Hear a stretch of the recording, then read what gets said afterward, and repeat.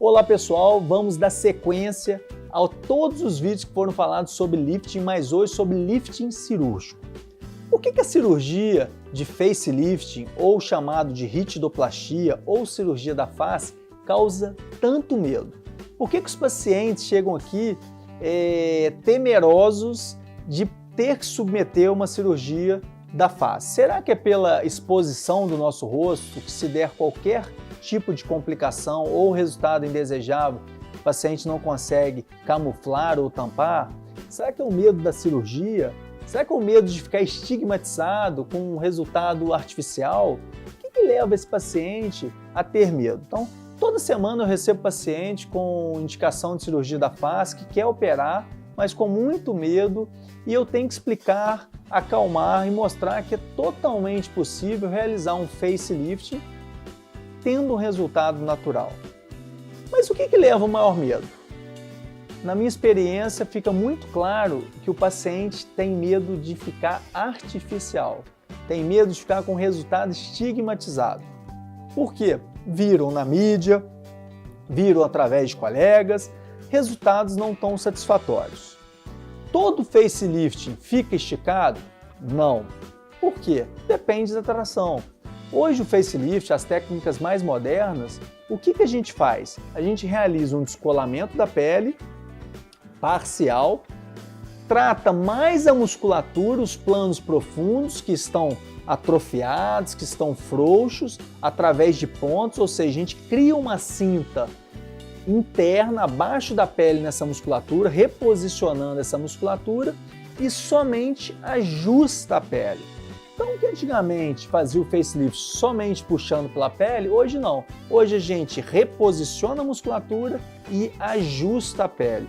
Com isso, a gente tira muito menos pele que a gente tirava antigamente, dando um aspecto extremamente natural. Um outro medo do paciente é sobre a cicatriz. Ai, doutor, vou ficar com a cicatriz visível, todo mundo vai ver que eu operei minha face. Isso é verdade? Não. É possível colocar uma cicatriz do facelift de uma forma extremamente camuflada. O que não é possível é não existir cicatriz. Isso, se eu falasse isso, eu estaria mentindo. Existe uma cicatriz, mas nós, cirurgiões plásticos, a gente tem toda uma preocupação de camuflar, ou seja, colocar essa cicatriz num relevo da orelha de uma forma que ela fique imperceptível. Então, o que eu, Flávio, gosto de fazer hoje?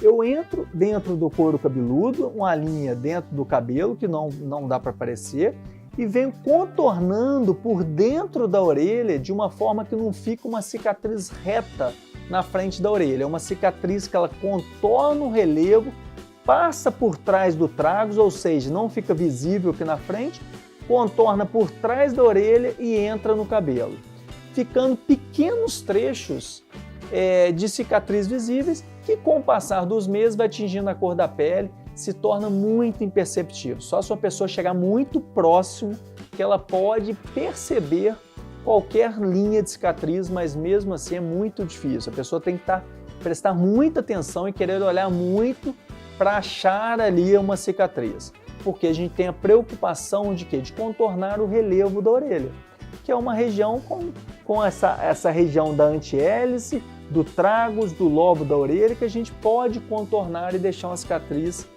menos visível, mais camuflada, né? E principalmente sem estigma. Um outro detalhe importante que os pacientes perguntam também: doutor, o meu lóbulo da orelha, ele vai ficar preso ou ele vai continuar tendo essa queda, esse desenho igual ele é? Exatamente igual ele é, né?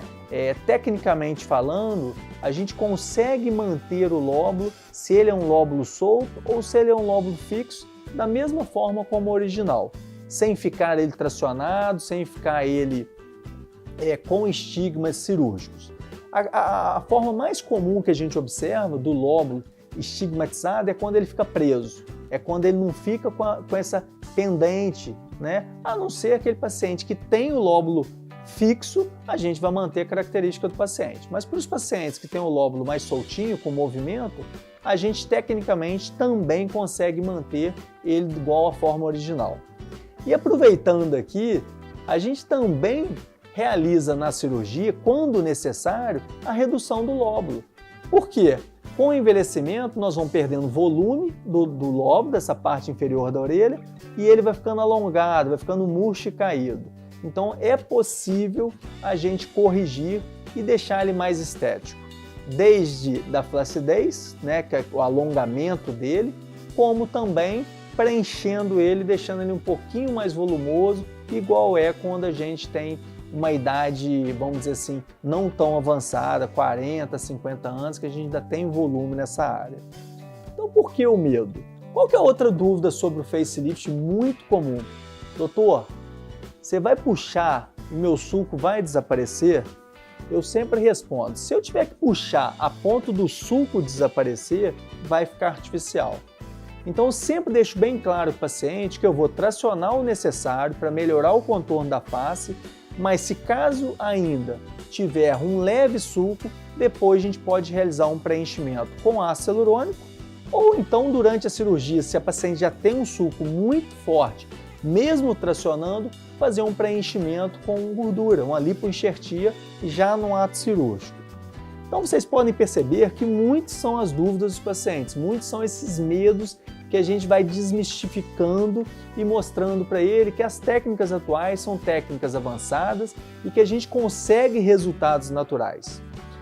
Aproveitando o gancho do facelift, uma área muito comum da gente abordar junto com ele no mesmo momento são a área das pálpebras. Se é uma área que tem um envelhecimento, que tem uma flacidez, que tem aquelas bolsas, o paciente acorda com o olho inchado, tem um olhar já fechado, pesado, a gente acaba que no mesmo momento a gente já atua nessa área e realiza a blefaroplastia a laser. É um conjunto, é uma unidade estética. Então sempre explico, se você vai abordar a face e tem a pálpebra, também com indicação cirúrgica, o melhor momento é fazer os dois procedimentos de uma única maneira. É igualzinho um quadro com uma linda tela, com uma moldura feia, que não combina com aquela tela. Ou ao contrário, uma tela, um quadro com a moldura linda, mas com uma tela feia. Então, como são unidades estéticas muito próximas, a face da pálpebra, quando possível e quando tem indicação, a gente acaba realizando as duas cirurgias. Última dúvida, doutor, como que é o pós-operatório do facelifting? Eu demoro muito a me recuperar? Eu brinco com meus pacientes que o pior é a primeira semana, isso não tem jeito, né? Então vai ter um edema, vai ter que usar uma cinta facial com a faixa mentoniana que a gente coloca no rostinho para essa pele manter colada e cicatrizar e diminuir o edema dessa face. Passou 7 dias, a gente praticamente tira os poucos pontos, porque a maioria dos pontos que são feitos são pontos internos, pontos absorvíveis, então não tem muito ponto para tirar, o que leva um conforto no pós-operatório, mas passou em torno de 7 dias, a paciente já pode começar a drenagem linfática facial. Isso acelera muito sair o edema e ir recuperando o desenho e mostrando o resultado cirúrgico. O que eu indico no pós-operatório? Os primeiros 2 dias, uma alimentação mais leve, mais pastosa, nada muito duro, analgésico regular, caso a paciente tenha um desconforto, para ela não sentir dor, mas não é uma cirurgia que leva muita dor, é uma cirurgia que eu falo que é uma cirurgia que leva a um desconforto, mas não dor, por ser na face, fica incomodado com aquele processo de edema, mas não é uma dor. Dormir com a cabeça reta mais elevada para ajudar a sair o edema, isso é muito importante, e ficar num ambiente refrigerado, evitando a exposição ao sol e ao calor. E uma boa hidratação.